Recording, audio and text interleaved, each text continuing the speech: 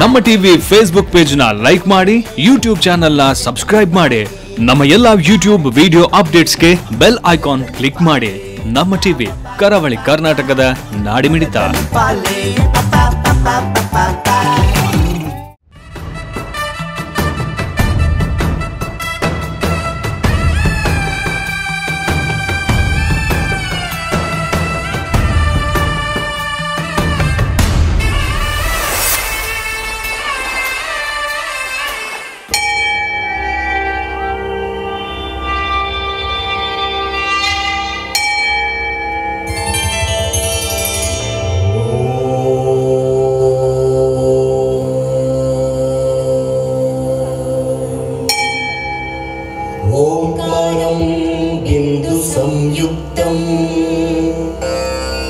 नित्यं ध्यायन्ति योगिनः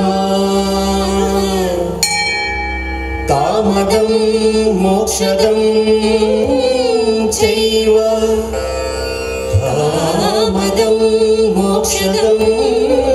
चैव ओंकाराय नमो नमः।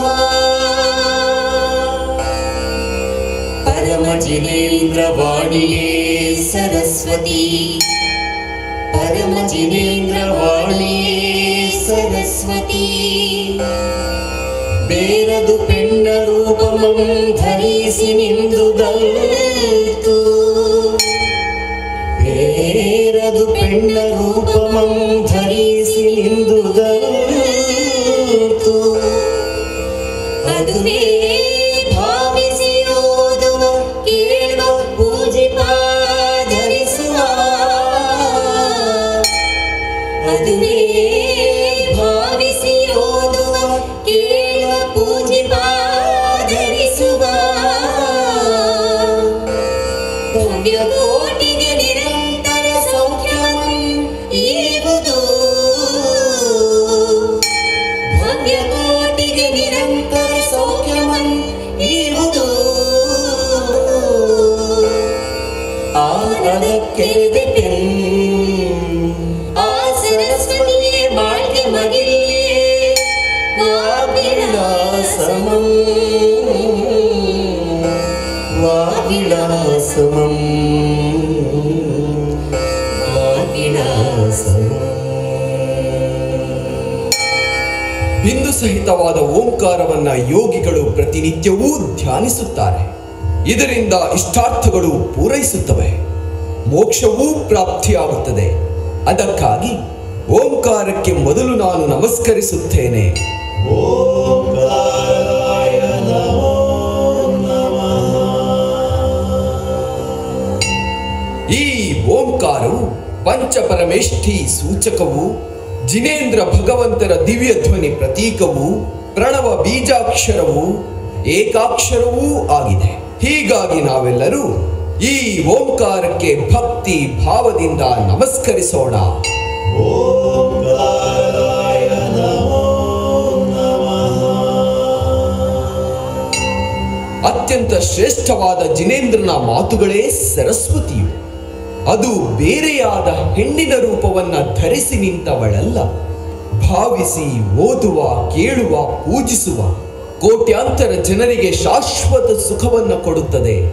ನಾನು ಆ ಜಿನವಾಣಿಗೆ ನಮಸ್ಕರಿಸುತ್ತೇನೆ. ಆ ಜಿನವಾಣಿಯೇ ನಮಗೆ ವಾಕ್ವಿಲಾಸವನ್ನ ದಯಪಾಲಿಸಲಿ. ಓಂಕಾರಾಯ ನಮೋ ನಮಃ.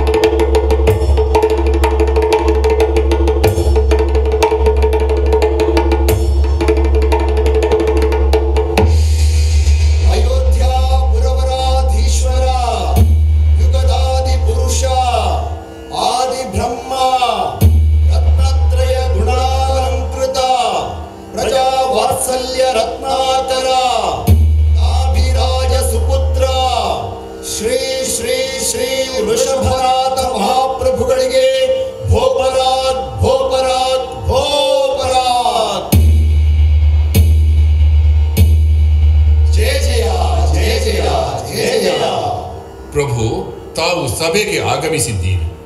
ಈ ದಿನ ಅಂತಹ ರಾಜಕಾರ್ಯಗಳೇನೂ ಇಲ್ಲ. ಪ್ರಭುಗಳ ಮನಸ್ಸಂತೋಷಕ್ಕಾಗಿ ವೀಣಾವಾದನವನ್ನು ಏರ್ಪಡಿಸಲು ತಾವು ಅನುಮತಿ ನೀಡಬೇಕು. ಸರಿ, ಹಾಗೇ ಆಗಲಿ.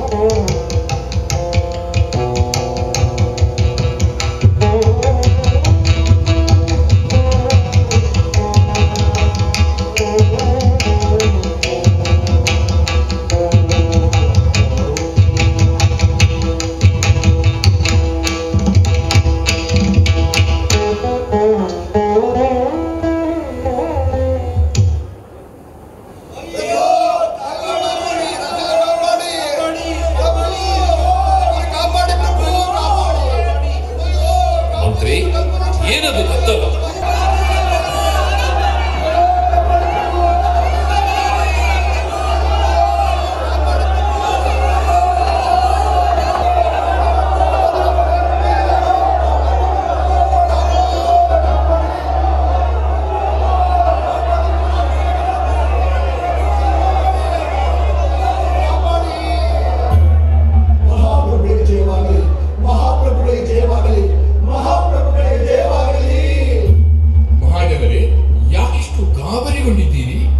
ನಿಮ್ಮ ಭಯ ಆತಂಕಗಳಿಗೆ ಕಾರಣವೇನು? ಹೆದರಬೇಡಿ, ಧೈರ್ಯವಾಗಿ ಹೇಳಿ. ನಿಮ್ಮೆಲ್ಲರಿಗೂ ಅಭಯ ನೀಡಲು ನಿಮ್ಮೆದುರಿಗೆ ಮಹಾಪ್ರಭುಗಳಿದ್ದಾರೆ. ಸರಿ, ನಾನೇ ಹೇಳ್ತೇನೆ. ಮಹಾಪ್ರಭು, ಎಲ್ಲೆಡೆ ಪ್ರಕೃತಿ ವಿಕೃತಿಯಾಗಿ ವಿಪರೀತವಾಗಿದೆ. ಎಲ್ಲೆಂದರಲ್ಲಿ ವಿಶಿಷ್ಟ ರೀತಿಯ ಸಸ್ಯ ಜಾತಿಗಳು. ಜೀವವನ್ನಾದರೂ ಉಳಿಸೋಣವೆಂದರೆ ತಿನ್ನಲು ಏನೂ ಸಿಗುತ್ತಿಲ್ಲ. ಚಿಗುರು, ಮಿಡಿ, ಕಾಯಿ, ಹಣ್ಣು ಹಂಪಲು ಇದಾವುದೂ ಪ್ರಕೃತಿಯಲ್ಲಿಲ್ಲ ಪ್ರಭು. ಆಹಾರವಿಲ್ಲದೆ ಹಸಿವೆಯಿಂದ ಕಂಗೆಟ್ಟಿದ್ದೇವೆ. ಎಲ್ಲಾದರೂ ಹೇಗಾದರೂ ಆಶ್ರಯಿಸೋಣವೆಂದರೆ ಕ್ರೂರ ಪ್ರಾಣಿಗಳು, ಹಿಂಸ್ರ ಜಂತುಗಳು ನಮ್ಮನ್ನು ಅಟ್ಟಿಸಿಕೊಂಡು ಬರುತ್ತಿವೆ. ಪ್ರಭು, ಈ ರೀತಿಯ ಕಷ್ಟವನ್ನು ಹಿಂದೆಂದೂ ನಾವು ಅನುಭವಿಸಿರಲಿಲ್ಲ.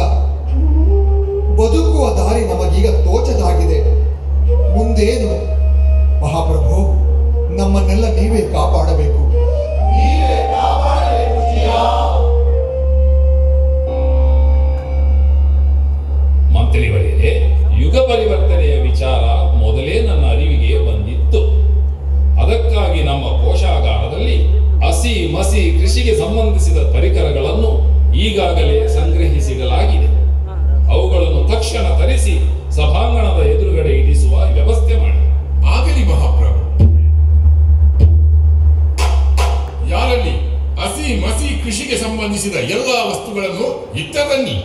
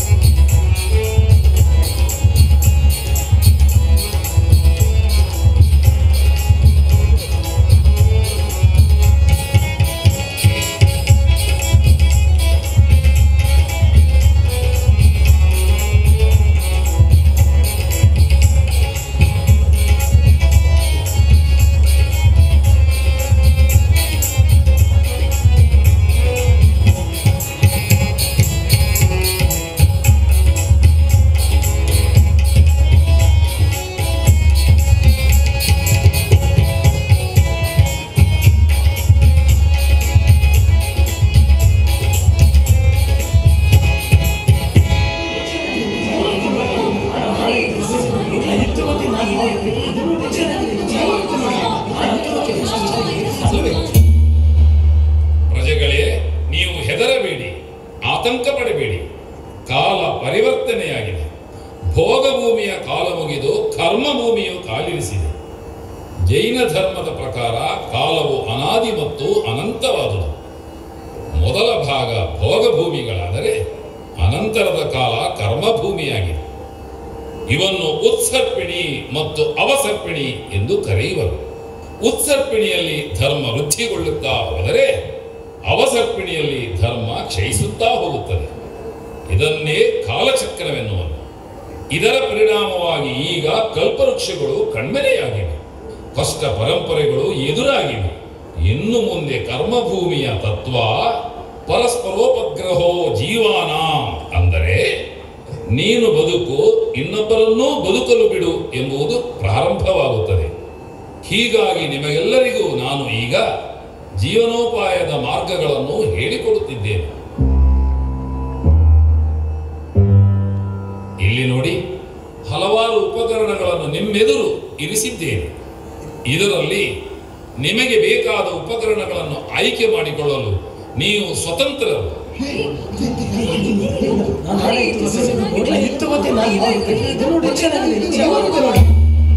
ದಯವಿಟ್ಟು ಕೇಳಿ, ಈ ಉಪಕರಣಗಳನ್ನು ಉಪಯೋಗಿಸುವ ವಿಧಾನವನ್ನು ಹೇಳಿಕೊಡುತ್ತೇನೆ. ಅದರಂತೆ ನೀವು ನಡೆದುಕೊಂಡರೆ ನಿಮ್ಮ ಕಷ್ಟಗಳು ಪರಿಹಾರವಾಗುತ್ತವೆ. ಅಪ್ಪಣೆ ಮಹಾಪ್ರಭು, ತಮ್ಮ ಮಾರ್ಗದರ್ಶನಕ್ಕೆ ನಾವೆಲ್ಲರೂ ಕಾತರಚಿತ್ತರಾಗಿದ್ದೇವೆ. ನಾವು ಇಲ್ಲಿ ಇಟ್ಟಿರುವ ಉಪಾಧಿಗಳು 6 ವೃತ್ತಿಗಳಿಗೆ ಸಂಬಂಧಿಸಿವೆ. ಇವನ್ನು ಹಸಿ ಮಸಿ ಕೃಷಿ ವಾಣಿಜ್ಯ ವಿದ್ಯೆ ಶಿಲ್ಪ ಎಂದು ವಿಂಗಡಿಸಲಾಗಿದೆ. ಇದರಲ್ಲಿ ನಿಮಗೆ ಇಷ್ಟವಾದ ಉಪಾಧಿಗಳನ್ನು ಆಯ್ಕೆ ಮಾಡಿಕೊಳ್ಳುವುದರ ಮೂಲಕ ನಿಮ್ಮ ನಿಮ್ಮ ಪ್ರವೃತ್ತಿಗೆ ಸಂಬಂಧಿಸಿದ ಉದ್ಯೋಗವನ್ನು ಆಯ್ಕೆ ಮಾಡಿಕೊಂಡಿದ್ದೀರಿ. ಉದ್ಯೋಗಗಳೆಲ್ಲವೂ ಸಮಾನವಾದವುಗಳು. ಇಲ್ಲಿ ಮೇಲು ಕೀಳೆಂಬುದಿಲ್ಲ. ಸ್ವಾಮಿ ಮಹಾಪ್ರಭುಗಳೇ, ಹಸಿ ಹಾಗಂದರೇನು? ನಾವು ಇದುವರೆಗೆ ಆ ಶಬ್ದವನ್ನೇ ಕೇಳಿಲ್ಲವಲ್ಲ. ಒಳ್ಳೆಯ ಪ್ರಶ್ನೆ ಕೇಳಿದೆಯಪ್ಪ, ಹೇಳುತ್ತೇನೆ ಕೇಳು. ಹಸಿ ಎಂದರೆ ಖಡ್ಗಕಲೆ.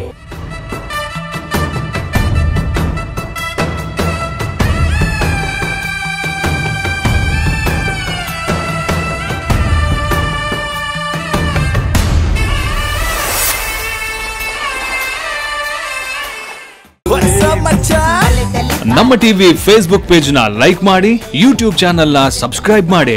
ನಮ್ಮ ಎಲ್ಲಾ ಯೂಟ್ಯೂಬ್ ವಿಡಿಯೋ ಅಪ್ಡೇಟ್ಸ್ಗೆ ಬೆಲ್ ಐಕಾನ್ ಕ್ಲಿಕ್ ಮಾಡಿ. ನಮ್ಮ ಟಿವಿ ಕರಾವಳಿ ಕರ್ನಾಟಕದ ನಾಡಿಮಿಡಿತ. ಅಹಿಂಸೆಯ ಉಪದೇಶ ಮಾಡುವ ಗುರುವಿನ ಕೈಯಲ್ಲಿ ಬೆತ್ತವಿದ್ದಂತೆ ನಮ್ಮಲ್ಲಿ ಆಯುಧಗಳಿರಬೇಕು. ಅದು ಪ್ರಜ್ಞೆಯ ಜಾಗೃತಿಗೆ ಆಗಿ. ಈ ಆಯುಧಗಳನ್ನು ಹಿಡಿದರೆ ಪ್ರಾಣಿಗಳಾಗಲಿ ಶತ್ರುಗಳಾಗಲಿ ನಿಮ್ಮ ಮೇಲೆ ಆಕ್ರಮಣ ಮಾಡಲು ಬರುವುದಿಲ್ಲ. ಆದರೆ ನೆನಪಿಡಿ, ರಕ್ತಪಾತ, ಹಿಂಸೆ ಇದರ ಉದ್ದೇಶವಲ್ಲ. ಧರ್ಮ ರಕ್ಷಣೆ, ಸಾಮಾಜಿಕ ಶಾಂತಿಗಾಗಿ ಮಾತ್ರ ಇದನ್ನು ಬಳಸಬೇಕು. ನಮ್ಮ ರಾಜ್ಯದ ರಕ್ಷಣಾ ಕಾರ್ಯ ಮಾಡುವವರಿಗೆ ನಾವು ಇಲ್ಲಿ ಅವಕಾಶವನ್ನು ಕಲ್ಪಿಸುತ್ತೇವೆ. ಅವರ ಜೀವನ ನಿರ್ವಹಣೆಗಾಗಿ ಪ್ರತಿಫಲದ ರೀತಿಯಲ್ಲಿ ನಿಷ್ಕವನ್ನು, ಅಂದರೆ ಬಂಗಾರದ ನಾಣ್ಯವನ್ನು ನೀಡಲಾಗುವುದು. ಈ ವೃತ್ತಿಯನ್ನು ವಂಶಪಾರಂಪರ್ಯವಾಗಿಯೂ ಮುಂದುವರಿಸಬಹುದು. ಅವರು ಕ್ಷಾತ್ರ ವೃತ್ತಿಯವರೆಂದು ಸಮಾಜದಲ್ಲಿ ಗುರುತಿಸಲ್ಪಡುವರು ಹಾಗೂ ಕ್ಷತ್ರಿಯರೆಂದು ಖ್ಯಾತರಾಗುವರು. ಇವಿಷ್ಟು ನಿಮ್ಮ ಮನಸ್ಸಿಗೆ ವೇದ್ಯವಾಗಿದೆ ಎಂದು ಭಾವಿಸುತ್ತೇವೆ. ನಾನು ಕ್ಷತ್ರಿಯನಾಗ್ತೇನೆ, ನಾನು ದೇಶ ಕಾಯ್ತೇನೆ, ನಾನು ಧರ್ಮ ರಕ್ಷಣೆ ಮಾಡ್ತೇನೆ. ಮಹಾಪ್ರಭುಗಳೇ, ಹಸಿಯ ಬಗ್ಗೆ ಹೇಳಿದ್ದೀರಿ. ಈ ಮಸಿ ಎಂದರೇನು? ನಾನೀಗ ಆಯ್ದುಕೊಂಡಿರುವ ಉಪಕರಣ ಅದಕ್ಕೆ ಸಂಬಂಧಿಸಿದ್ದು ಎಂದುಕೊಂಡಿದ್ದೇನೆ. ಸರಿಯಾಗಿ ಹೇಳಿದೆ. ಮಸಿ ಎಂದರೆ ಬರವಣಿಗೆಗೆ ಉಪಯೋಗಿಸುವ ಉಪಕರಣಗಳು. ವಾಚ್ಯವಾದುದನ್ನೆಲ್ಲ ಸೂಚ್ಯವಾಗಿಸುವ ದಾಖಲೀಕರಣವೇ ಬರವಣಿಗೆ. ನಮ್ಮ ವ್ಯವಹಾರಗಳನ್ನು ಮಸಿಯಲ್ಲಿ ಅದ್ದಿದ ಬಿದಿರ ಕಡ್ಡಿಯ ಮೂಲಕ ತಾಳೆಗರಿಯ ಮೇಲೆ, ಮರದ ತೊಗಟೆಯ ಮೇಲೆ, ವಸ್ತ್ರದ ಮೇಲೆ ಬರೆಯಬಹುದು. ಇದು ಶಾಶ್ವತವಾಗಿ ಇರುವುದರಿಂದ ಮುಂದೆ ಜಗಳ, ಮನಸ್ತಾಪಗಳಿಗೆ ಅವಕಾಶವಿರುವುದಿಲ್ಲ. ನಮ್ಮ ರಾಜ್ಯದ ಲೆಕ್ಕಪತ್ರಗಳನ್ನು ನೋಡಿಕೊಳ್ಳಲು ಅವಕಾಶ ಕಲ್ಪಿಸಿ ಅವರಿಗೆ ತಕ್ಕ ಸಂಭಾವನೆ ನೀಡುತ್ತೇವೆ. ನಿಮ್ಮಲ್ಲಿ ನಡೆಯುವ ಎಲ್ಲಾ ರೀತಿಯ ವ್ಯವಹಾರಗಳಿಗೆ ಬೇಕಾದ ಮಾಹಿತಿಗಳನ್ನು ಮಸಿಯಿಂದ ಬರೆದಿಟ್ಟುಕೊಳ್ಳಬಹುದು. ಹೌದು ಪ್ರಭುಗಳೇ, ಅರ್ಥವಾಯಿತು. ಆಗ್ಬೋದು. ನಾನು ಲೆಕ್ಕ ಪರಿಶೋಧಕನಾಗ್ತೇನೆ, ನಾನು ದಾಖಲೀಕರಣ ಮಾಡ್ತೇನೆ. ಮಹಾಪ್ರಭು, ಈ ಉಪಕರಣಗಳಿಂದ ಏನು ಮಾಡಬಹುದು? ಇದೆಲ್ಲ ಕೃಷಿಯ ಉಪಕರಣಗಳು ನೋಡಿ. ಕರ್ಮಭೂಮಿ ಅಂದ ಬಳಿಕ ಕೆಲಸ ಮಾಡುವುದು ಅನಿವಾರ್ಯ. ಕೃಷಿ ಎಂದರೆ ಬೇಸಾಯ, ಒಕ್ಕಲುತನ. ಇದು ನಮ್ಮ ರಾಜ್ಯದ ಬೆನ್ನೆಲುಬು. ಕೃಷಿತೋ ನಾಸ್ತಿ ದುರ್ಭಿಕ್ಷಂ. ಕೃಷಿತೋ ನಾಸ್ತಿ ದುರ್ಭಿಕ್ಷಂ. ಉತ್ತಮ ಕೃಷಿಕರಿದ್ದರೆ ದೇಶದಲ್ಲಿ ಎಂದೂ ದುರ್ಭಿಕ್ಷ ಬರಲಾರದು. ಭೂಮಿಯನ್ನು ಉತ್ತಿ ಎಲೆ, ಹಸುವಿನ ಸಗಣಿಗಳನ್ನು ಉಪಯೋಗಿಸಿ ಸಾವಯವ ಗೊಬ್ಬರವನ್ನು ತಯಾರಿಸಿ ನಾವು ಕೊಡುವ ಬೀಜಗಳನ್ನು ಬಿತ್ತಿ ಬೆಳೆ ತೆಗೆದು ಆಹಾರವಾಗಿ ಉಪಯೋಗಿಸಬೇಕು. ಆ ಮೂಲಕ ಇಡೀ ಸಾಮ್ರಾಜ್ಯದ ಜನರಿಗೆ ಅನ್ನ ಕೊಡುವವರು ನೀವಾಗಬೇಕು. ಕೃಷಿಗೆ ಬೇಕಾದ ಕೆರೆ, ಬಾವಿ, ಹೊಳೆ ನೀರನ್ನು ಮಿತವಾಗಿ ಬಳಸಬೇಕು. ಅವು ಜೀವಜಲ. ಜಲವನ್ನು ಎಂದೂ ಕಲುಷಿತಗೊಳಿಸಬಾರದು. ಕೃಷಿ ಉಪಕರಣಗಳನ್ನು ಪಡೆದವರು ಈ ವೃತ್ತಿಯನ್ನು ಮಾಡಿ ರೈತರು ಅಥವಾ ಶ್ರಮಿಕ ವರ್ಗದವರು ಎಂದು ಸಮಾಜದಲ್ಲಿ ಗುರುತಿಸಲ್ಪಡುವರು. ವೃಕ್ಷೋ ರಕ್ಷತಿ ರಕ್ಷಿತಃ ಎಂಬಂತೆ ಕೃಷಿಗೆ, ಕಟ್ಟಿಗೆಗೆ ಬೇಕಾದ ವೃಕ್ಷ ಸಂಪತ್ತನ್ನು ನೀವೆಲ್ಲರೂ ಬೆಳೆಸಿ. ಒಟ್ಟಿನಲ್ಲಿ ಪಂಚಭೂತಗಳ ಈ ವಸುಂಧರೆಯನ್ನು ಶೋಷಣೆ ಮಾಡದೆ ಚೆನ್ನಾಗಿ ರಕ್ಷಿಸಿದರೆ ಆಕೆ ನಿಮ್ಮನ್ನು ಸಲಹುತ್ತಾಳೆ. ಅರ್ಥವಾಯಿತು ಪ್ರಭು. ತಮ್ಮ ಆದೇಶವನ್ನು ಶಿರಸಾವಹಿಸಿ ಪಾಲಿಸುತ್ತೇವೆ. ಹೌದು ಪ್ರಭು, ನಾವು ಕೃಷಿಕರಾಗೋಣ. ನಾವು ವೃಕ್ಷ ಬೆಳೆಸೋಣ. ಮಹಾಪ್ರಭು, ಇದೇನಿದು? ಇದನ್ನು ಕೈಯಲ್ಲಿ ಹಿಡಿದಾಗ ಒಂದು ಮೇಲೆ ಹೋಗ್ತದೆ, ಇನ್ನೊಂದು ಕೆಳಗೆ ಬರ್ತದೆ. ಇದೆಂತ ವಸ್ತು ಸ್ವಾಮಿ? ಬಹಳ ವಿಚಿತ್ರವಾಗಿದೆಯಲ್ಲ. ಇದು ತಕ್ಕಡಿ ಗಣಪ್ಪ. ಇದರಿಂದ ವ್ಯವಹಾರ ನಡೆಸಬಹುದು. ವ್ಯಾಪಾರ ಮಾಡುವವರನ್ನು ವಣಿಕರು ಎಂದು ಕರೆಯುತ್ತಾರೆ. ವ್ಯಾಪಾರವೆಂದರೆ ಒಂದು ವಸ್ತುವನ್ನು ಕೊಟ್ಟು ಇನ್ನೊಂದು ವಸ್ತುವನ್ನು ಪಡೆದುಕೊಳ್ಳುವುದು, ಅಥವಾ ವಸ್ತುಗಳಿಗೆ ಪ್ರತಿಯಾಗಿ ಅದರ ಬೆಲೆಯನ್ನು ನಿಷ್ಕದ ರೂಪದಲ್ಲಿ ಪಡೆಯುವುದು. ದವಸ ಧಾನ್ಯಗಳು, ಹಣ್ಣು ಹಂಪಲುಗಳು, ಜೀವನೋಪಯೋಗಿ ಎಲ್ಲ ವಸ್ತುಗಳನ್ನೂ ವ್ಯಾಪಾರಕ್ಕೆ ಬಳಸಬಹುದು. ಈ ವರ್ಗದವರು ಮುಂದೆ ವಣಿಕ ವರ್ಗದವರೆಂದು ಖ್ಯಾತರಾಗುವರು. ನಮ್ಮ ಸಾಮ್ರಾಜ್ಯದ ಅಭಿವೃದ್ಧಿಗೆ ಇವರು ಬೆನ್ನೆಲುಬು. ವ್ಯಾಪಾರದಲ್ಲಿ ಪ್ರಾಮಾಣಿಕತೆ ಇರಬೇಕು. ತೂಕ ಅಳತೆಯಲ್ಲಿ ಮೋಸ, ವಂಚನೆ, ಕಲಬೆರಕೆ ಇರಲೇ ಕೂಡದು. ಅಂತಹವರು ಕಂಡು ಬಂದರೆ ಅವರಿಗೆ ಉಗ್ರ ಶಿಕ್ಷೆಯನ್ನು ನೀಡಲಾಗುವುದು. ಓಹೋ, ಅರ್ಥವಾಯಿತು. ನಾವು ವ್ಯಾಪಾರಿಗಳಾಗ್ತೇವೆ, ನಾವು ವಣಿಕರಾಗ್ತೇವೆ. ಪ್ರಭು, ಅದೇನೋ ವಿದ್ಯೆ ಅಂದ್ರಲ್ಲ ಪ್ರಭು, ಏನದು? ಅದರ ಉಪಯೋಗ ಹೇಗೆ ಸ್ವಾಮಿ? ದಯವಿಟ್ಟು ಸ್ವಲ್ಪ ವಿವರಿಸಬೇಕು. ನೋಡಿ, ಇವೆಲ್ಲವೂ ವಿದ್ಯೆಗೆ ಸಂಬಂಧಿಸಿದ ಉಪಕರಣಗಳು. ಇಲ್ಲಿ ಅಧ್ಯಯನ ಮತ್ತು ಅಧ್ಯಾಪನವೇ ಪ್ರಧಾನವಾದುದು. ಧರ್ಮ ಶಾಸ್ತ್ರಗಳನ್ನು ಬಯಸುವವರು ಈ ವೃತ್ತಿಯನ್ನು ಮಾಡಬಹುದು. ಜ್ಞಾನ, ಆತ್ಮ ಕಲ್ಯಾಣಕ್ಕೆ ಸಂಬಂಧಿಸಿದಂತೆ ಶಾಸ್ತ್ರ, ಪುರಾಣ, ಕಾವ್ಯ, ನಾಟಕ, ವ್ಯಾಕರಣ, ಛಂದಸ್ಸು, ಜ್ಯೋತಿಷ್ಯ ಮುಂತಾದ ಹಲವು ವಿದ್ಯೆಗಳಿವೆ. ಈ ವಿದ್ಯೆಗಳನ್ನೆಲ್ಲ ನಾವು ಹೇಳಿಕೊಡುವ ವ್ಯವಸ್ಥೆಯನ್ನು ಮಾಡುತ್ತೇವೆ. ಈ ಜ್ಞಾನವನ್ನು ಸಂಪಾದಿಸಿ ಗ್ರಂಥವನ್ನು ರಚಿಸಿ ಜನರು ಸನ್ಮಾರ್ಗಿಗಳಾಗುವಂತೆ ಎಲ್ಲರಿಗೂ ತಿಳಿಸಿಕೊಡಬೇಕು. ಈ ಜ್ಞಾನವನ್ನೇ ವೃತ್ತಿಯಾಗಿಸಿಕೊಂಡು ಜೀವನ ನಿರ್ವಹಣೆ ಮಾಡಬಹುದು. ಇಂಥವರು ಉಪಾಧ್ಯಾಯ, ಪಂಡಿತ, ಗುರು, ಶಾಸ್ತ್ರಿ ಮುಂತಾದ ಹೆಸರುಗಳಿಂದ ಪ್ರಸಿದ್ಧಿ ಪಡೆಯುವರು. ನನ್ನ ಪ್ರಜೆಗಳೇ ಮರೆಯಬೇಡಿರಿ. ಈ ವಿದ್ಯೆಗಳು ಸಂಸ್ಕಾರವನ್ನು ನೀಡಿ ಉತ್ತಮ ಗುಣನಡತೆಗಳನ್ನು ಕಲಿಸಿಕೊಡುತ್ತವೆ. ಸಮಾಜದಲ್ಲಿ ಉನ್ನತ ಗೌರವ ಸ್ಥಾನವನ್ನು ನೀಡುತ್ತವೆ. ವಿದ್ಯಾ ದದಾತಿ ವಿನಯಂ ಎಂಬಂತೆ ವಿದ್ಯೆ ವಿನಯವನ್ನು ಕಲಿಸಿಕೊಡಬೇಕು. ಶಾಸ್ತ್ರಿ ಎಂದಿಗೂ ಶಸ್ತ್ರಿಕನಾಗದಂತೆ, ಶಾಸ್ತ್ರ ಶಸ್ತ್ರವಾಗದಂತೆ ಎಚ್ಚರ ವಹಿಸಬೇಕು. ಅರ್ಥವಾಯಿತು ಮಹಾಪ್ರಭು. ಹಾಗೇ ಆಗಲಿ. ನಾನು ವಿದ್ಯಾವಂತನಾಗುತ್ತೇನೆ. ನಾವು ವಿದ್ಯಾವಂತರಾಗ್ತೇವೆ.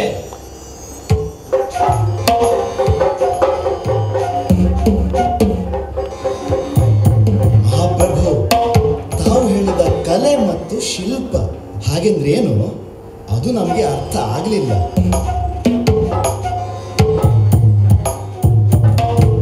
ನೋಡ್ರಪ್ಪ, ಅವಸರ ಮಾಡಬೇಡಿ, ಹೇಳುತ್ತೇನೆ, ಸರಿಯಾಗಿ ಕೇಳಿಸಿಕೊಳ್ಳಿ. ಇವೆಲ್ಲ ಕಲೆಗೆ ಸಂಬಂಧಿಸಿದ ಉಪಕರಣಗಳು. ಎಲ್ಲಾ ರೀತಿಯ ಕಲೆಗಳು ಇದರಲ್ಲಿ ಸೇರುತ್ತವೆ.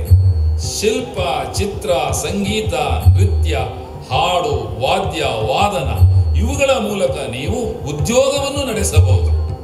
ಇವನ್ನೆಲ್ಲ ಹೇಳಿಕೊಡುವ ವ್ಯವಸ್ಥೆಯನ್ನು ನಮ್ಮ ಸಾಮ್ರಾಜ್ಯದ ಅಲ್ಲಲ್ಲಿ ಮಾಡಲಾಗುವುದು. ಇಂಥ ವೃತ್ತಿ ಮಾಡುವವರಿಗೆ ನಮ್ಮ ಅರಮನೆಯಲ್ಲಿ ಮುಕ್ತ ಅವಕಾಶವಿದೆ. ಸ್ವತಂತ್ರವಾಗಿಯೂ ಕಲಾಕೃತಿಗಳನ್ನು, ಶಿಲ್ಪಚಿತ್ರಗಳನ್ನು ರಚಿಸಿ ಅವನ್ನು ವಿಗ್ರಹಿಸಬಹುದು. ಆದರೆ ಕಲೆಗಳಾವು ಜನರ ಮನಸ್ಸನ್ನು ಕೆರಳಿಸದೆ ಅರಳಿಸುವಂತಿರಬೇಕು, ಶಾಂತಿ ನೀಡುವಂತಿರಬೇಕು. ಆಗ ಮಾತ್ರ ಕಲೆಗೂ ಕಲಾವಿದರಿಗೂ ಸರ್ವತ್ರ ಮನ್ನಣೆ ಸಿಗುತ್ತದೆ. ಒಳ್ಳೆಯ ಮಾತನ್ನೇ ಹೇಳಿದಿರಿ ಪ್ರಭು.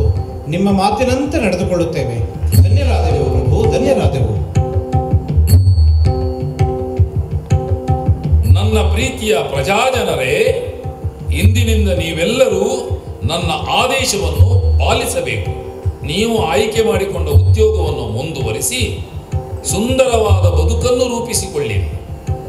ರಾಜ್ಯದ ಆಡಳಿತದ ಸುವ್ಯವಸ್ಥೆಗಾಗಿ ಹಾಗೂ ಹೆಚ್ಚಿನ ಉದ್ಯೋಗ ಸೃಷ್ಟಿಗಾಗಿ ನಮ್ಮ ರಾಜ್ಯವನ್ನು ಗ್ರಾಮ, ನಗರ, ಖೇಡ, ಖರ್ವಡ, ಮಡಂಬ, ಪಟ್ಟಣವೆಂದು ವಿಂಗಡಿಸುತ್ತೇವೆ.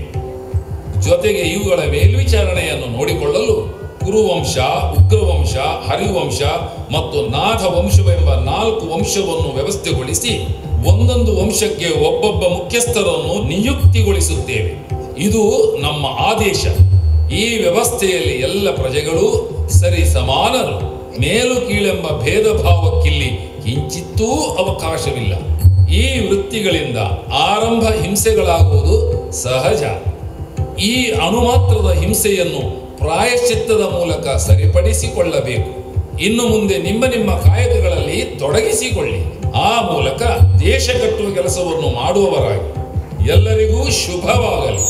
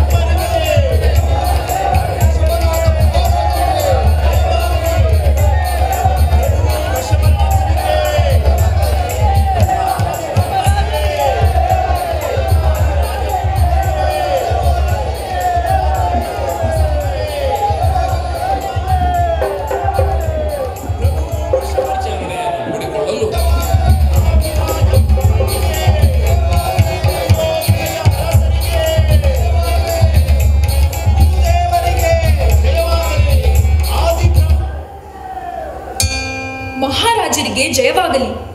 ದೇವಿಯರಾದ ಯಶಸ್ವತಿ ಮತ್ತು ಸುನಂದೆಯರು ಮಹತ್ತರವಾದ ವಿಚಾರವೊಂದನ್ನು ತಮ್ಮಲ್ಲಿ ಅರಿಕೆ ಮಾಡಿಕೊಳ್ಳಲು ಆಸ್ಥಾನಕ್ಕೆ ಬರಲು ತಮ್ಮ ಅಪ್ಪಣೆಯನ್ನು ಕೇಳಿದ್ದಾರೆ.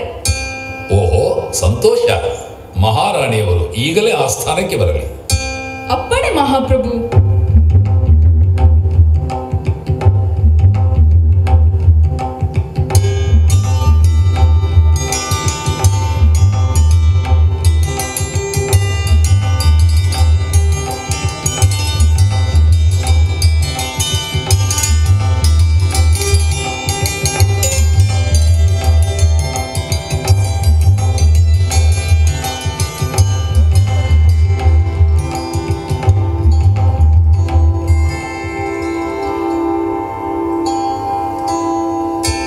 ಮಹಾರಾಣಿಯವರು ಆಕಸ್ಮಿಕವಾಗಿ ಆಸ್ಥಾನವನ್ನು ಪ್ರವೇಶಿಸುವುದಕ್ಕೆ ಕಾರಣವೇನು ತಿಳಿದುಕೊಳ್ಳಲು ನಾವು ಉತ್ಸುಕರಾಗಿದ್ದೇವೆ. ನಿಸ್ಸಂಕೋಚವಾಗಿ ಹೇಳಬಹುದು. ಮಹಾರಾಜರಿಗೆ ಜಯವಾಗಲಿ. ಪ್ರಭು, ಇಂದು ಬೆಳಗಿನ ಜಾವ ನಾನೊಂದು ಕನಸು ಕಂಡೆ. ಅದು ಶುಭವೋ ಅಶುಭವೋ ತಿಳಿಯದೆ ಕಳವಳಕ್ಕೀಡಾಗಿದ್ದೇನೆ. ಅರ್ಥವಾಯಿತು ಮಹಾರಾಣಿಯವರೇ. ತಾವು ಕಂಡ ಕನಸನ್ನು ವಿವರಿಸಿರಿ. ಪ್ರಭು, ಬೆಳಗಿನ ಜಾವ ಮೊದಲು ನಾನು ಮೇರು ಪರ್ವತವೊಂದನ್ನು ಕಂಡೆ. ಆಮೇಲೆ ಸೂರ್ಯ ಚಂದ್ರರನ್ನು ಕಂಡೆ. ಅದರ ಅರ್ಥವೇನು ಪ್ರಭು? ಆಹಾ, ಎಂಥ ಪುಣ್ಯಶಾಲಿಗಳು ನಾವು. ಚಕ್ರವರ್ತಿಯಾಗುವ ಪುತ್ರನನ್ನು ಪಡೆಯುವ ಭಾಗ್ಯ ನಮ್ಮದಾಗಿದೆ. ಆಹಾ, ಎಂಥ ಸಂತೋಷದ ವಿಷಯ ಹೇಳಿದೆ ರಾಣಿ. ಸೂರ್ಯ ಚಂದ್ರರನ್ನು ಕಂಡಿರುವುದರಿಂದ ಜನಿಸುವ ಪುತ್ರನು ತೇಜಸ್ವಿಯಾಗಿ ವಂಶೋದ್ಧಾರಕನಾಗಿರುವನು ಎಂದರ್ಥ. ಇಷ್ಟು ಮಾತ್ರವಲ್ಲ ಪ್ರಭು, ಕನಸಿನಲ್ಲಿ ನಾನು ಸುಂದರವಾದ ಸರೋವರವೊಂದನ್ನು ಕಂಡೆ. ಇಡೀ ಪೃಥ್ವಿಯನ್ನು ನಾನು ನುಂಗಿದಂತೆ ಕನಸು ಕಂಡೆ. ಓಹೋ, ಹೌದೇ? ಹಾಗಾದರೆ ನಿನ್ನ ಪುತ್ರನು ಮಂಗಳ ಲಕ್ಷಣಗಳನ್ನುಳ್ಳ ಪುಣ್ಯಕರ ಶರೀರ ಹೊಂದುವನು. ಅವನು ಲಕ್ಷ್ಮಿಯನ್ನು ಧರಿಸುವನು ಎಂದು ತಿಳಿ. ಅಲ್ಲದೆ ಸಮುದ್ರ ಪರ್ಯಂತ ಇರುವ ಸಮಸ್ತ ಪೃಥ್ವಿಯನ್ನೂ ಪರಿಪಾಲಿಸುವನು ಎನ್ನುವುದರ ಕುರುಹು ಇದೆ ಎಂದು ತಿಳಿದೇವಿ. ಹೌದೇ ಸ್ವಾಮಿ, ಇದು ನನಗೆ ಭಯವನ್ನುಂಟು ಮಾಡಿತ್ತು ಪ್ರಭು. ಭಯ ಪಡುವಂಥದ್ದೇನಿಲ್ಲ, ನೀನು ಸಂತೋಷ ಪಡಬೇಕು ಮಹಾರಾಣಿ. ಪ್ರಾಣನಾಥ, ಎಂತಹ ವಿಚಿತ್ರ ನೋಡಿ. ನಾನು ಆ ಬಳಿಕ ಕನಸಿನಲ್ಲಿ ಗಂಭೀರವಾದ ಸಮುದ್ರವನ್ನೂ ಕಂಡೆ. ಹೌದೇ? ಹಾಗಿದ್ದರೆ ಅದು ಇನ್ನಷ್ಟು ಸಂತೋಷದ ಸಂಗತಿ. ನಿನಗೆ ಜನಿಸುವ ಮಗನು ಚರಮದೇಹಿಯಾಗಿರುತ್ತಾನೆ. ಇದೇ ಭವದಲ್ಲಿ ಮೋಕ್ಷ ಹೊಂದುವ ಭಾಗ್ಯ ಪಡೆದವನು ಅವನು. ದೇವಿ, ನೀನು ಪುಣ್ಯವತಿ. ನಿನ್ನ ಗರ್ಭದಲ್ಲಿ ಬರುವ ಚಕ್ರವರ್ತಿಯನ್ನು ಸ್ವಾಗತಿಸಲು ಅಣಿಯಾಗು.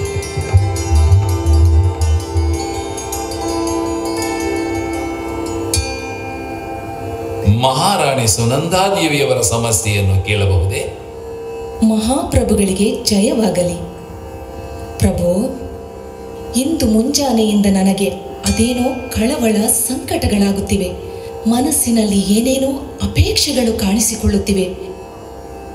ಪ್ರಭು, ದಿಗ್ಗಜಗಳಿಗೆ ಸಮಾನವಾದ ಮದೋನ್ಮತ್ತ ಆನೆಗಳ ಕಾಳಗವನ್ನು ನೋಡುವ, ಬೆಟ್ಟಗಳನ್ನು ತಿವಿದೊಡ್ಡಿ ನೂಕುವ ಜಟ್ಟಿ ಕಾಳಗವನ್ನು ನೋಡುವ, ಮಹಾಪುರುಷರ ಕಥೆಗಳನ್ನು ಕೇಳುವ ಅದಮ್ಯ ಅಪೇಕ್ಷೆಗಳು ಉಂಟಾಗುತ್ತಿವೆ. ಇದಕ್ಕೆ ಕಾರಣವೇನು ಪ್ರಭು?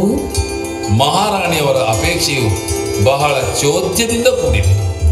ತಮ್ಮ ಗರ್ಭದಿಂದ ಹುಟ್ಟುವ ಕುಮಾರನು ಮನ್ಮಥ ಸ್ವರೂಪಿಯು, ವೈರಿರಾಜರ ತೋಳ್ಬಲವನ್ನು ಬೇರು ಸಹಿತ ಕಿತ್ತು ಹಾಕುವ ಮಹಾಪರಾಕ್ರಮಿಯು, ಮಹಾ ಆತ್ಮಾಭಿಮಾನಿಯು, ಮಹಾತ್ಯಾಗಿಯು, ಕೈವಲ್ಯ ಲಕ್ಷ್ಮಿಯನ್ನು ಪಡೆಯುವ ಅರ್ಹತೆ ಉಳ್ಳವನಾಗುವನು. ಇದರಿಂದಾಗಿ ನಮ್ಮ ರಾಜ್ಯದ ಚರಿತ್ರೆಯು ಚಿರಸ್ಥಾಯಿಯಾಗುವುದು. ಆಹಾ, ನನಗೆ ತುಂಬಾ ಹೆಮ್ಮೆ ಎನಿಸ್ತಿದೆ. ಆದರೆ ಕೇವಲ ದೈಹಿಕ ಶಕ್ತಿ ಮಾತ್ರ ಸಾಲದಲ್ಲವೇ ಪ್ರಭು? ಆ ಚಿಂತೆ ನಿನಗೆ ಬೇಡ ದೇವಿ. ನಿನ್ನ ಪುತ್ರನು ಯುದ್ಧ ವೀರನಷ್ಟೇ ಅಲ್ಲ, ತ್ಯಾಗ ವೀರನೂ ಆಗುವನು. ಸರ್ವಾರ್ಥ ಸಿದ್ಧಿ ಸ್ವರ್ಗದಿಂದ ಆಗಮಿಸುವ ಅಹಮಿಂದ್ರನು ನಿನ್ನ ಪುತ್ರನಾಗುವನು. ಚರಮ ಶರೀರಿಯಾದ ಅವನು ಚಕ್ರವರ್ತಿಯನ್ನು ಜಯಿಸಿದರೂ ಸಾಮ್ರಾಜ್ಯ ಲಕ್ಷ್ಮಿಯನ್ನು ತ್ಯಾಗ ಮಾಡಿ ಮೋಕ್ಷ ಲಕ್ಷ್ಮಿಯನ್ನು ವರಿಸುವನು. ಆಹಾ, ಇದು ನಮ್ಮ ಮಾವನವರು ಮತ್ತು ಅತ್ತೆಮ್ಮಾಜಿಯವರ ಪುಣ್ಯದ ಫಲವಲ್ಲವೇ? ಈ ವಂಶಕ್ಕೆ ಕೀರ್ತಿ ತರುವ ಪುತ್ರನನ್ನು ಪಡೆಯುವ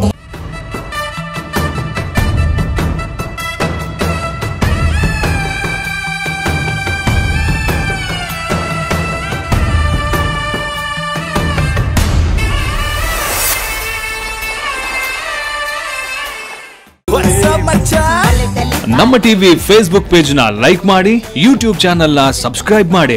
ನಮ್ಮ ಎಲ್ಲಾ ಯೂಟ್ಯೂಬ್ ವಿಡಿಯೋ ಅಪ್ಡೇಟ್ಸ್ಗೆ ಬೆಲ್ ಐಕಾನ್ ಕ್ಲಿಕ್ ಮಾಡಿ. ನಮ್ಮ ಟಿವಿ ಕರಾವಳಿ ಕರ್ನಾಟಕದ ನಾಡಿಮಿಡಿತ. ಭಾಗ್ಯ ನಮಗೆ ಒದಗಿರುವುದು ಪೂರ್ವ ಜನ್ಮದ ಸುಕೃತದ ಫಲವಲ್ಲವೇ ಪ್ರಭು? ನಿನ್ನ ಈ ಉದಾರ ಮನಸ್ಸು ನಿನ್ನ ಪುತ್ರನಲ್ಲಿ ಆಕಾಶದಷ್ಟು ವಿಶಾಲವಾಗಲಿದೆ. ನಿನ್ನ ಈ ಚಿಂತನೆಗಳನ್ನು ಇನ್ನಷ್ಟು ಆಳವಾಗಿ ಭಾವಿಸು, ಧ್ಯಾನಿಸು. ನಿನ್ನ ಪುತ್ರನು ಆ ಭಾವನೆಗಳ ಸಾಕಾರ ರೂಪನಾಗುವನು. ಆಗಲಿ ಸ್ವಾಮಿ, ಇದಕ್ಕಿಂತ ಇನ್ನೇನು ಬೇಕು ನನಗೆ? ಸಂತೋಷವಾಯಿತು. ನಾವು ಹೋಗಿ ಬರುತ್ತೇವೆ.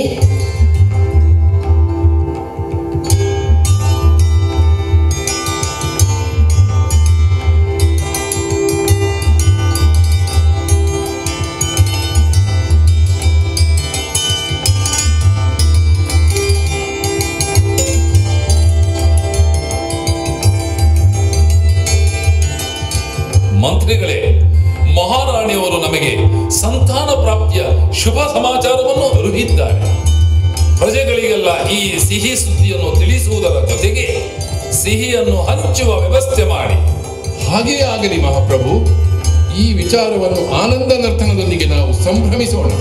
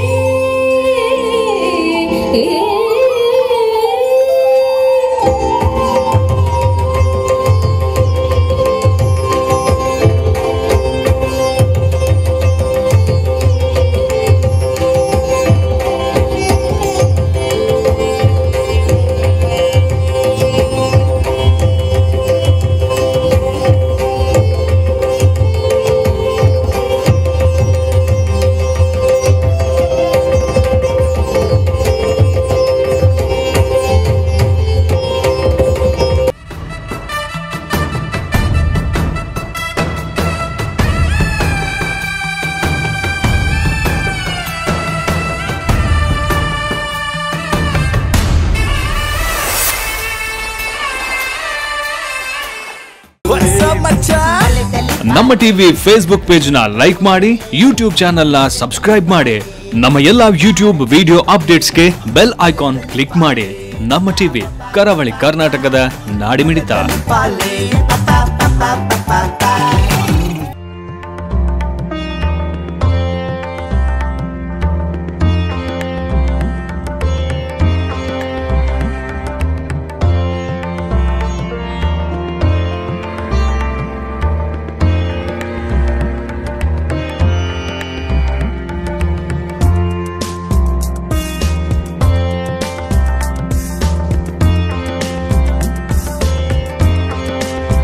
ನಾನು ದೀಕ್ಷಾ ತಗೊಂಡು 21 ವರ್ಷ ಆಯ್ತು. 20 ರಾಜ್ಯ ತಿರುಗಾಡಿದ್ದೇನೆ. ಇಷ್ಟು ಸುಂದರವಾಗಿ ಕಾರ್ಯಕ್ರಮ ಇನ್ನವರೆಗೆ ಎಲ್ಲಿ ಆಗಿಲ್ಲ. ನಾವಿಲ್ಲಿ ಆಚಾರ್ಯ ವರ್ಧಮಾನ್ ಸರ್ ಬಾರಿ ಕುಂತಿದ್ರು, ಇನ್ನೇ ಮಾತಾಡ್ತಿದ್ದೀವಿ. ಯಾಕಂದ್ರೆ ಅವರಿಬ್ರು ಎಷ್ಟು ತಿಂಗಳಲ್ಲಿ ಕೆಲಸ ಮಾಡಿದಾರೋ ಮತ್ತೊಮ್ಮೆ ಅವರಿಬ್ಬರಿಗೆ ಅಮ್ಮವ್ರಿಗೆ ಜೋರಾದ ಚಪ್ಪಾಳೆ ಬರೆಸಿ ಈ ಕಾರ್ಯಕ್ರಮ ನೋಡಿರಲ್ಲ, ಮತ್ತೊಮ್ಮೆ ಅವ್ರಿಗೆ ಧನ್ಯವಾದ ಪೂರ್ವಕ ಮತ್ತೊಮ್ಮೆ ಚಪ್ಪಾಳೆ ಬರೆಸಿ. ಯಾರ್ಯಾರು ಕಾರ್ಯಕ್ರಮದಲ್ಲಿ ಭಾಗವಹಿಸಿದಾರು, ಯಾರ್ಯಾರು ಕಾರ್ಯಕ್ರಮ ಮಾಡಿಕೊಟ್ಟಿದ್ದಾರೋ ಎಲ್ಲರಿಗೆ ಅವ್ರ ಸಂಘಟನೆಗೆ ಮತ್ತೊಂದು ಚಪ್ಪಾಳೆ ಬರೆಸಿ. ನಿಮ್ಮವರಿಗೆ ಮತ್ತೊಮ್ಮೆ ನಿಮ್ಮೆಲ್ಲರಿಗೂ ಒಂದು ಚಪ್ಪಾಳೆ. ಯಾಕಂದ್ರೆ ನಾವೆಲ್ಲ ಮನೆ ಬಿಟ್ಟು ನೋಡಿ ಬಂದಿರಲಿಲ್ಲ, ನಿಮಗೂ ಒಂದು ಚಪ್ಪಾಳೆ. ಎಲ್ಲರೂ ಬಂದ್ರಿ. ಇನ್ನು ಮತ್ತಿದ್ದಾಗ 3 ಗಂಟೆಗೆ ಪ್ರವಚನ ಇದೆ. ತಾವೆಲ್ಲರೂ ಆ ಪ್ರವಚನ ಕೇಳಿಕೆ ಎಲ್ಲ आचार्य श्री वर्धमान सर के प्रवचन और सभी संघ के जो भी होगा उनके प्रवचन में सभी आकर के आप ಎಲ್ಲರೂ ಪ್ರವಚನ ಕೇಳಬೇಕಂತ ಹೇಳಿ ಇಷ್ಟೇ ಅನ್ನೋರು ಎರಡು ಮಾತಾಡೋರು ವೀರೇಂದ್ರ ಎಲ್ಲರೂ ಕೇಳಿ. ಈ ಪಂಚವೈಭವದಲ್ಲಿ ಇವತ್ತಿನ ವೈಭವ ಅಂದ್ರೆ ಯಾವ ಪ್ರಕಾರ ಜನಕ ತಿಳಿದರಿಗಿಲ್ಲ, ನಾವು ಹೊಟ್ಟಿ ಹೆಂಗ್ ತೂಕೋಬೇಕು ಅನ್ನೋ ಗೊತ್ತಿದರಿಗಿಲ್ಲ, ಅಲ್ಲಿ ಎಲ್ಲ ಹೇಳಿಕೊಟ್ರು. ಅದ್ರ ಬಗ್ಗೆ ವೀರೇಂದ್ರನವರು ಒಂದೆರಡು ಮಾತನಾಡ್ತಾ ತಾವೆಲ್ಲರೂ ಕೇಳಿ. आज की आनंद की पूज्य ಆಚಾರ್ಯರ ಮತ್ತು ಎಲ್ಲ ಮುನಿಗಳು ಮತ್ತು ಸಮ್ಮುಖದಲ್ಲಿ ಬಹಳ ಸುಂದರವಾಗಿ ಈ ಕಾರ್ಯಕ್ರಮ ಮೂಡಿ ಬಂದಿದೆ. ಯಾವ ರೀತಿಯಲ್ಲಿ ಈ ಪ್ರಪಂಚ ಬೆಳೀತಾ ಬಂತು, ಹೇಗೆ ನಮ್ಮ ಜ್ಞಾನ ವೃದ್ಧಿ ಆಯಿತು ಮತ್ತು ಲೋಕದಲ್ಲಿ ಹೇಗೆ ವೃದ್ಧಿ ಆಗ್ತಾ ಹೋಯಿತು ಅನ್ನೋದನ್ನು ನಾವು ತೋರಿಸಿದ್ದೇವೆ. ವಿಜ್ಞಾನ ಸುಜ್ಞಾನ ಅಂತ ಹೇಳ್ತೇವೆ. ವಿಜ್ಞಾನದಿಂದ ಕೆಲವಾರು ಉಪಕರಣಗಳನ್ನು ಮಾಡ್ತೇವೆ, ಆದರೆ ಆ ಉಪಕರಣ ಬಳಕೆಯೇ ಸುಜ್ಞಾನ ಆಗ್ತದೆ. ಇಲ್ಲದಿದ್ದರೆ ವಿಜ್ಞಾನದ ಉಪಯೋಗ ಆಗೋದಿಲ್ಲ. ವಿಜ್ಞಾನ ದುಷ್ಟರ ಕೈಗೆ ಸಿಕ್ಕಿದ್ರೆ ಅದು ನಾಶಕ್ಕೆ ಕಾರಣವಾಗ್ತದೆ. ಅದೇ ಒಳ್ಳೆಯ ವ್ಯಕ್ತಿಗಳ ಕೈಯಲ್ಲಿ ಮತ್ತು ಸುಶಿಕ್ಷಿತರ ಕೈಯಲ್ಲಿ ಸಿಕ್ಕಿದ್ರೆ ಸುಜ್ಞಾನ ಆಗುತ್ತೆ. ಹಾಗಾಗಿ ಇವತ್ತು ಇಲ್ಲಿ ಆದಿನಾಥ ಚಕ್ರವರ್ತಿ ಅದೇ ಸಂದೇಶವನ್ನು ಕೊಟ್ಟಿದ್ದಾರೆ. ಎಲ್ಲವೂ ಕೂಡ ನಮ್ಮ ಏಳಿಗೆಗಾಗಿ, ಸಮಾಜದ ವೃದ್ಧಿಗಾಗಿ, ಅಭಿವೃದ್ಧಿಗಾಗಿ ಮತ್ತು ಏಳಿಗೆಗಾಗಿ ಇದೆ.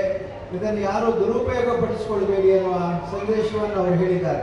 ಅಣು ವಿಜ್ಞಾನ ಅನ್ನುವಂಥದ್ದು ಲೋಕೋಪಕಾರಕ್ಕಾಗಿ ಪ್ರಾರಂಭ ಆಗಿತ್ತು, ಆದರೆ ಅದನ್ನು ಕೆಲವರು ಯುದ್ಧಕ್ಕಾಗಿ, ನಾಶಕ್ಕಾಗಿ ಕೂಡ ಬಳಸಿದರು. ಹಾಗಾಗಿ ಯಾವುದೇ ಒಂದು ವಸ್ತು ಅದು ಅಣುವಿಂದ ಹಿಡಿದು ಇವತ್ತಿನ ವಿಶಾಲವಾದ ಪ್ರಪಂಚದ ಎಲ್ಲ ಬೆಳವಣಿಗೆಯಲ್ಲಿ ಕೂಡ ಒಳ್ಳೆಯ ವ್ಯಕ್ತಿಗಳ ಕೈಯಲ್ಲಿ ಅದು ಸಿಕ್ಕಿದ್ರೆ ಅದು ಸುಜ್ಞಾನ ಆಗುತ್ತೆ. ಅದೇ ದುಷ್ಟರ ಕೈಯಲ್ಲಿ ಮತ್ತು ವಿಕೃತ ಮನಸ್ಸುಗಳಲ್ಲಿ ಸಿಕ್ಕಿದ್ರೆ ನಾಶಕ್ಕೆ ಕಾರಣವಾಗುತ್ತದೆ. ಹಾಗಾಗಿ ಇವತ್ತು ಪೂಜ್ಯ ಆಚಾರ್ಯರು ಇಡೀ ವಿಶ್ವದಲ್ಲಿ ನಮ್ಮ ಭಾರತ ದೇಶದಲ್ಲಿ ಪರ್ಯಟನೆ ಮಾಡಿ ಈ ಜ್ಞಾನವನ್ನು ಬೆಸೆಸ್ತಾ ಇದ್ದಾರೆ. ನಿಮ್ಮಲ್ಲಿ ಏನು ವಿಜ್ಞಾನ ಇದೆ ಅದೆಲ್ಲ ಸುಜ್ಞಾನಕ್ಕೆ ಕಾರಣವಾಗಲಿ ಅಂತ ನಮ್ಮ ಆಚಾರ್ಯರು ಸಂದೇಶವನ್ನು ಕೊಡ್ತಾ ಇದ್ದಾರೆ, ಮುನಿಗಳು ಸಂದೇಶವನ್ನು ಕೊಡ್ತಾ ಇದ್ದಾರೆ. ಹಾಗಾಗಿ ಭೋಗ ವಸ್ತು ಇದ್ರೂ ಕೂಡ ಅದಕ್ಕೆ ಇತಿ ಮಿತಿ ಇರಬೇಕು ಮತ್ತು ಭೋಗ ವಸ್ತುಗಳು ನಮ್ಮ ದಾಸರಾಗಬೇಕು. ನಾವು ಭೋಗದ ದಾಸರಾಗಬಾರ್ದು. ಭೋಗ ವಸ್ತುಗಳು ನಮ್ಮ ದಾಸರಾಗಬೇಕು. ಯಾವುದೇ ನಾವು ಲೌಕಿಕವಾಗಿ ಅನುಭವಿಸುವಂತಹ ವಸ್ತುಗಳಿದ್ರೂ ಕೂಡ ಅದು ನಮ್ಮ ದಾಸರಾಗಬೇಕು. ವಿಜ್ಞಾನ ನಮ್ಮ ದಾಸರಾಗಬೇಕು. ನಾವು ವಿಜ್ಞಾನದ ದಾಸರಾದರೆ ಅಲ್ಲಿಗೆ ನಮ್ಮ ವ್ಯಕ್ತಿತ್ವ ನಾಶ ಆಗುತ್ತೆ ಮತ್ತು ನಮ್ಮ ಅನೇಕ ಕ್ಷಣಿಕವಾದ ಸುಖಗಳಿಗೆ ನಾವು ಹೋಗ್ತೇವೆ. ಶಾಶ್ವತವಾದ ಸುಖಕ್ಕೆ ನಾವು ಬಯಸೋದಿಲ್ಲ. ಹಾಗಾಗಿ ಇವತ್ತು ಇಲ್ಲಿ ವೇದಿಕೆಯಲ್ಲಿರುವಂಥ ಎಲ್ಲ ಆಚಾರ್ಯರು ಮತ್ತು ಮುನಿ ಸಂಘದವರು ಇವರು ಏನು ಸಂದೇಶ ಕೊಡ್ತಾ ಇದ್ದಾರೆ ಅಂತಂದರೆ, ವಿಜ್ಞಾನವನ್ನು ಉಪಯೋಗಿಸಿ, ಆದರೆ ವಿಜ್ಞಾನದ ದಾಸರಾಗಬೇಡಿ. ನೀವು ಯಾವತ್ತೂ ಕೂಡ ವಿಜ್ಞಾನವನ್ನು ಸವಾರಿ ಮಾಡಿ, ಆದರೆ ನಿಮ್ಮ ಮೇಲೆ ವಿಜ್ಞಾನದ ಭೋಗದ ಜೀವನ ಸವಾರಿ ಮಾಡದ ಹಾಗೆ ಎಚ್ಚರಿಕೆ ವಹಿಸಿಕೊಳ್ಳಿ ಅನ್ನೋ ಸಂದೇಶವನ್ನು ಕೊಡ್ತಾ ಇದ್ದಾರೆ. ಎಲ್ಲರಿಗೂ ಕೂಡ ಶುಭವನ್ನು ಹಾರೈಸ್ತೇನೆ, ಪೂಜೆಯ ಆಶೀರ್ವಾದವನ್ನು ವಹಿಸ್ತೇನೆ. ಮುಖ್ಯವಾಗಿ ಇವತ್ತಿನ ಈ ಎಲ್ಲ ಕಾರ್ಯಕ್ರಮದ ಹಿಂದೆ ಇರ್ತಕ್ಕಂಥ ಶಕ್ತಿ ಹೇಮಾವತಿಯವರು. ಹಾಗಾಗಿ ಇವತ್ತು ಹೇಮಾವತಿಯವರು, ಅನಿತಾ, ಸುಪ್ರಿಯಾ ಮತ್ತು ಇವರೆಲ್ಲ ಸೇರಿ ಎಲ್ಲ ನಮ್ಮ ಇವತ್ತು ಯಾರ್ಯಾರು ಇಲ್ಲಿ ವೇದಿಕೆಯಲ್ಲಿ ನಟನೆ ಮಾಡಿದ್ದಾರೆ. ಇಲ್ಲಿ ಸುಮಾರು ಒಂದು 250ಕ್ಕೂ ಮಿಕ್ಕಿ ಈಗಾಗಲೇ ವೇದಿಕೆಯಲ್ಲಿ ಬಹಳ ಜನ ನೀವು ನಟನೆ ಮಾಡಿದ್ದೀರಿ. ಅದ್ಭುತವಾಗಿ ಪ್ರದರ್ಶನ ಕೊಟ್ಟಿದ್ದೀರಿ. ನಾನು ನಿಮ್ಮ ಎಲ್ಲರಿಗೂ ಕೂಡ ಅಭಿನಂದನೆಯನ್ನು ಕೊಡ್ತೇನೆ. ಈಗ ಇದನ್ನು ನಾವು ರೆಕಾರ್ಡ್ ಮಾಡಿರೋದ್ರಿಂದ ಇನ್ನು 100 ವರ್ಷ ಬೇಕಾದರೂ ನಾವು ಇದನ್ನು ನೋಡಬಹುದು. ಹಾಗಾಗಿ ಈ ಶ್ರಮಕ್ಕೆ ತಕ್ಕ ಫಲ ಸಿಗ್ತಕ್ಕಂಥದ್ದು ಇವತ್ತು ರೆಕಾರ್ಡಿಂಗ್ಗಾಗಿ ಕೆಲವರು ಒಳ್ಳೆ ರೆಕಾರ್ಡಿಂಗ್ ಮಾಡಿದ್ದಾರೆ. ಇದನ್ನು ನಾವು ಮುಂದೆ ಮನೆಯಲ್ಲಿ ಕೂತು ನೋಡಬಹುದು. ನಮ್ಮ ಮುಂದಿನ ಪೀಳಿಗೆಯವರು ಕೂಡ ಇದನ್ನು ನೋಡಬಹುದು ಅಂತೇಳಿ ಹೇಮಾವತಿ ಅವರನ್ನು ಮತ್ತು ಎಲ್ಲ ಕಲಾವಿದರನ್ನು ಅಭಿನಂದಿಸಿ ಇನ್ನು ಮುಂದಿನ ಕಾರ್ಯಕ್ರಮಗಳು ಯಶಸ್ವಿಯಾಗಲಿ ಅಂತ ಹಾರೈಸ್ತೇನೆ. ನಮ್ಮ ಧರ್ಮಸ್ಥಳ ಕ್ಷೇತ್ರದಲ್ಲಿ ಭಗವಾನ್ ಬಾಹುಬಲಿಯ ಮಹಾಮಸ್ತಕಾಭಿಷೇಕದ ಪೂರ್ವಭಾವಿ ತಯಾರಿಗಳು ನಡೀತಾ ಇದೆ. ಅಂದರೆ ಈ ಬಾಹುಬಲಿಯ ಮಹಾಮಸ್ತಕಾಭಿಷೇಕ ಯಾಕೆ ಮಾಡ್ತಾ ಇದ್ದಾರೆ, ಆತನ ಯೋಗ್ಯತೆ, ಅರ್ಹತೆ, ಮಾನ್ಯತೆ ಮತ್ತು ವಿಶೇಷತೆಗಳು ಏನು ಅನ್ನೋದನ್ನು ನಾವು ತಿಳ್ಕೊಳ್ಳದೆ ಪೂಜೆ ಮಾಡಿದರೆ ಅದು ಕೇವಲ ಪೂಜಾಂಗ ಆಗುತ್ತೆ, ವಿಚಾರಾಂಗ ಆಗೋದಿಲ್ಲ.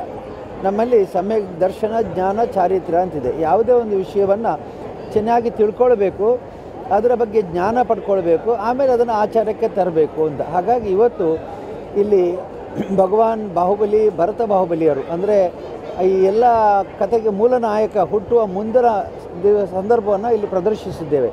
ಇವತ್ತಿನ ಪ್ರದರ್ಶನದಲ್ಲಿ ಆದಿನಾಥ ಚಕ್ರವರ್ತಿಯವರು ಈ ಭೂಮಿಯಲ್ಲಿ ಮೊದಲನೇ ಆ ಕಾಲ ಪರಿವರ್ತನೆ ಆಗಿದ್ದನ್ನು ತೋರಿಸಿದ್ದಾರೆ.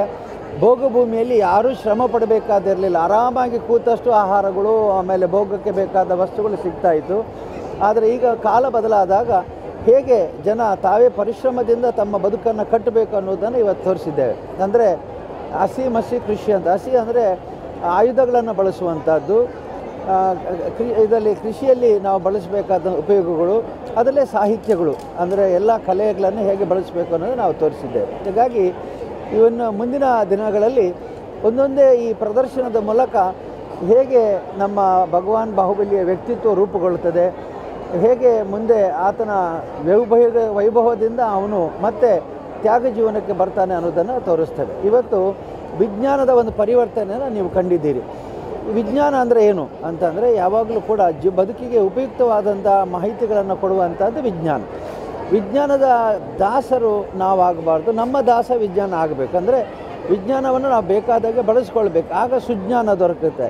ಹಾಗಾಗಿ ಸುಜ್ಞಾನದ ಕಡೆಗೆ ನಾವು ನಡಿಬೇಕಾದರೆ ವಿಜ್ಞಾನವನ್ನು ಚೆನ್ನಾಗಿ ಬಳಸ್ಕೊಳ್ಬೇಕು, ಅಭಿವೃದ್ಧಿಪಡಿಸಬೇಕು ಅನ್ನೋದೇ ಇವತ್ತಿನ ಸಂದೇಶ. ಎಲ್ಲರಿಗೂ ಶುಭಾಶಯಗಳನ್ನು ಕೋರ್ತೇನೆ. ಎಲ್ಲರೂ ಕೂಡ ಈ ಕಾರ್ಯಕ್ರಮದಲ್ಲಿ ಭಾಗವಹಿಸಿ ಅಂತ ಆಹ್ವಾನಿಸ್ತೇನೆ. ಬಾಹುಬಲಿ ಪಂಚಮಹಾವೈಭವದ ಇಡೀ ಚರಿತ್ರೆಯನ್ನು ಈ ಪಂಚವೈಭವದಲ್ಲಿ ದೃಶ್ಯರೂಪಕದಲ್ಲಿ ಅಳವಡಿಸಿಕೊಂಡಿದ್ದೇವೆ. ಕಳೆದ 1.5 ತಿಂಗಳಿಂದ ನಿರಂತರವಾಗಿ ಇದರ ತಾಲೀಮಿನ ಇದು ನಡೀತದೆ. ಒಂದು ಕಡೆಯಿಂದ ರೆಕಾರ್ಡಿಂಗ್, ವಾಯ್ಸ್ ರೆಕಾರ್ಡಿಂಗ್ ಆಗಬೇಕು, ಒಂದು ಕಡೆಯಿಂದ ಲೈವ್ ಆಗಬೇಕು, ಒಂದು ಕಡೆ ಕಾಸ್ಟ್ಯೂಮ್ಸ್ಗಳು ರೆಡಿ ಮಾಡಬೇಕು, ಪ್ರಾಪರ್ಟಿಗಳು ರೆಡಿ ಮಾಡಬೇಕು ಅಂಥದ್ದು. ಇದರಲ್ಲಿ ಬಹಳ ಮುಖ್ಯವಾಗಿ ಅಂದರೆ ಇವರೆಲ್ಲರೂ ಕೂಡ ಧರ್ಮಸ್ಥಳದ ಒಂದು ಕಡೆಯ ಕಲಾವಿದರಲ್ಲ. ಆ ಕಡೆಯಿಂದ ಬೆಂಗಳೂರಿನವರು, ಧರ್ಮಸ್ಥಳದವರು, ಉಡುಪಿ ಕಡೆಯವರು, ಮಂಗಳೂರು ಕಡೆಯವರು, ಮೂಡುಬಿದಿರೆ ಕಡೆಯವರು, ಹೀಗೆ ಸುಮಾರು 320 ಜನ ಕಲಾವಿದರನ್ನು, ಅದರ ಜೊತೆಗೆ ಹೆಗ್ಗಡೆಯ ಮನೆತನದ ಕುಟುಂಬದವರು ಕೂಡ ಸೇರಿಕೊಂಡು ಆದಂಥ ಈ ಪ್ರಯತ್ನ ಇದೆಯಲ್ಲ, ಇದು ಹೇಮಾವತಿ ಹೆಗಡೆಯವರ ಪರಿಕಲ್ಪನೆಯಲ್ಲಿ, ಧರ್ಮಸ್ಥಳ ವೀರೇಂದ್ರ ಹೆಗಡೆಯವರ ಪರಿಕಲ್ಪನೆ ನಡೆದಂಥದ್ದು. ಇದನ್ನು ರಂಗ ನಿರ್ದೇಶನ ಮಾಡುವಂಥ ಬಹಳ ದೊಡ್ಡ ಅಪೂರ್ವವಾದಂಥ ಅವಕಾಶ ನನಗೆ ಸಿಕ್ಕಿರೋದು ನನ್ನ ಭಾಗ್ಯ ಅಂತ ತಿಳ್ಕೊಳ್ತೇನೆ. ಇವತ್ತಿನ ಈ ದೃಶ್ಯ ಇದರಲ್ಲಿ ಸುಮಾರು 300ಕ್ಕಿಂತ ಜಾಸ್ತಿ ಕಲಾವಿದರು ಇವತ್ತು ಭಾಗವಹಿಸಿದ್ದಾರೆ. ಸಂಜೆ, ನಾಳೆ, ನಾಡಿದ್ದು ಆಚರಣೆ ಒಟ್ಟು 5 ದಿನಗಳ ಕಾಲ ಬಾಹುಬಲಿ ಇಡೀ ಚರಿತ್ರೆಯನ್ನು ಪ್ರಸ್ತುತಪಡಿಸುವಂಥ ಕ್ರಿಯೆಗಳು ನಡೀತವೆ. ವೈಭವಗಳು, ಆಸ್ಥಾನಗಳು ಇಲ್ಲಿ ನಡೆದರೆ ಯುದ್ಧದ ಜಾಗಗಳೆಲ್ಲ, ಧರ್ಮಯುದ್ಧ ಜಾಗಗಳು ಕೂಡ ಅದು ಬೇರೆ ಗ್ರೌಂಡಲ್ಲಿ ನಡೀತದೆ. ದಿಗ್ವಿಜಯ ಯಾತ್ರೆಯಲ್ಲಿ ಸುಮಾರು 320 ನಮ್ಮ ಕಲಾವಿದರ ಜೊತೆಗೆ ಸುಮಾರು 3000 ಜನ ದೇಶ ವಿದೇಶದ ಕಲಾವಿದರು ತಮ್ಮ ಕಲಾ ಪ್ರಕಾರದ ಜೊತೆಗೆ ಭರತನ ದಿಗ್ವಿಜಯ ಇಲ್ಲಿಂದ ನೇತ್ರಾವತಿ ತನಕ ಸುಮಾರು 2 ಕಿಲೋಮೀಟರ್ಗಳ ಕಾಲ ನಡೀತದ ಒಂದು ಐತಿಹಾಸಿಕ ದಾಖಲೆಯಾಗಿ ಆಗುವ ಹಾಗೆ ಇಲ್ಲಿ ಒಂದು ವಾತಾವರಣ ನಿರ್ಮಾಣಗೊಂಡಿದೆ. 320 ಕಲಾವಿದರು ನಿಮ್ಮ ಕಣ್ಣೆದುರಿಗೆ ಕಾಣುವವರಾಗಿದ್ದರೆ ಸುಮಾರು ಮತ್ತೊಂದಿಷ್ಟು 100-150 ಜನ ಕಲಾವಿದರು ತಾಂತ್ರಿಕವಾಗಿ ಇದರ ಹಿಂದೆ ಕೆಲಸ ಮಾಡಿದವರಿದ್ದಾರೆ. ಅದು ಆಡಿಯೋ ಅಥವಾ ಧ್ವನಿ ಕೊಟ್ಟ ಕಲಾವಿದರಿಂದ ಹಿಡಿದು ಈ ಕಡೆಯಿಂದ ಪ್ರಾಪರ್ಟಿ, ಸೆಟ್ಟು, ಕಾಸ್ಟ್ಯೂಮ್ಸ್ಗಳನ್ನು ಹೊಲಿಯೋದ್ರಿಂದ ದೊಡ್ಡ ಫ್ಯಾಕ್ಟ್ರಿ ಥರ ಅಲ್ಲಿ ನೀವು ಅದನ್ನು ನೋಡಿದರೆ ಗೊತ್ತಾಗ್ತದೆ. ಆ ಜಾಗಕ್ಕೆ, ಪರಿಕರಗಳ ಜಾಗಕ್ಕೆ ಬಂದರೆ ಸುಮಾರು 100-120ಕ್ಕಿಂತ ಜಾಸ್ತಿ ಜನರು, ತಾಂತ್ರಿಕ ವರ್ಗದವರು ಸೇರಿ ಆಗಿರುವ ಕ್ರಿಯೆ. ಇದು ಒಬ್ಬನಿಂದ ಆಗಿರುವಂಥದ್ದಲ್ಲ. ವೀರೇಂದ್ರ ಹೆಗಡೆಯವರ, ಹೇಮಾವತೇಗೌಡರ ಪರಿಕಲ್ಪನೆ ಜೊತೆಗೆ ನನ್ನ ನಿರ್ದೇಶನ ಅಂತ ಕಂಡರೂ ಕೂಡ ಇದರ ಹಿಂದೆ 100 ಜನರ ಶ್ರಮ ಇದೆ. ಇದೊಂದು ಟೀಮ್ ವರ್ಕ್, ಸಮೂಹವಾದ ಕ್ರಿಯೆ. ಹಾಗಾಗಿ ಒಟ್ಟಿಗೆ ಬದುಕುವ ಕ್ರಿಯೆಯನ್ನು ಕೂಡ ಬಾಹುಬಲಿಯ ಮಹಾಮಸ್ತಕಾಭಿಷೇಕದ ಈ ದೃಶ್ಯರೂಪಕದ ಒಂದು ಕಾರಣದಿಂದಾಗಿ ನಾವೆಲ್ಲರೂ ಒಟ್ಟು ಸೇರಿದ್ದೇವೆ. ಈ ದೃಶ್ಯರೂಪಕದ ಒಂದು ಕಾರಣಕ್ಕಾಗಿ ಇವತ್ತು ನೀವು ಕಾಣ್ತಿರುವಂಥದ್ದು ಕೇವಲ ಈ ವೇದಿಕೆ ಮಾತ್ರ ಅಲ್ಲ, ಇಡೀ ಧರ್ಮಸ್ಥಳವೇ ಅಯೋಧ್ಯೆಯಾಗಿ ಪರಿವರ್ತನೆಗೊಂಡದ್ದಿದೆಯಲ್ಲ, ಇದು ಬಹಳ ಮುಖ್ಯ ಅಂತ ತಿಳ್ಕೊಂಡಿದ್ದೇನೆ. ಇದು ಒಂದು ಸಲ ಮಾತ್ರ ಜೀವಮಾನದಲ್ಲಿ ಕಾಣಲಿಕ್ಕೆ ಆಗುವುದು. ನಾಳೆ ಮತ್ತೆ ಕಾಣಲಿಕ್ಕೆ ಆಗ್ತದೋ ಇಲ್ಲವೋ ಗೊತ್ತಿಲ್ಲ. ಇದಕ್ಕೆಲ್ಲ ನಿಜವಾಗ್ಲೂ ಕೂಡ ನಾವು ಯೋಗ ಬೇಕು ಅಂತ ತಿಳ್ಕೊಂಡಿದ್ದೇವೆ.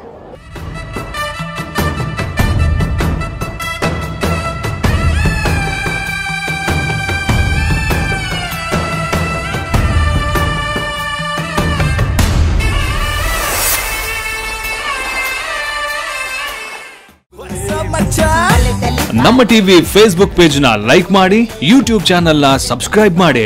ನಮ್ಮ ಎಲ್ಲಾ ಯೂಟ್ಯೂಬ್ ವಿಡಿಯೋ ಅಪ್ಡೇಟ್ಸ್ಗೆ ಬೆಲ್ ಐಕಾನ್ ಕ್ಲಿಕ್ ಮಾಡಿ. ನಮ್ಮ ಟಿವಿ, ಕರಾವಳಿ ಕರ್ನಾಟಕದ ನಾಡಿಮಿಡಿತ.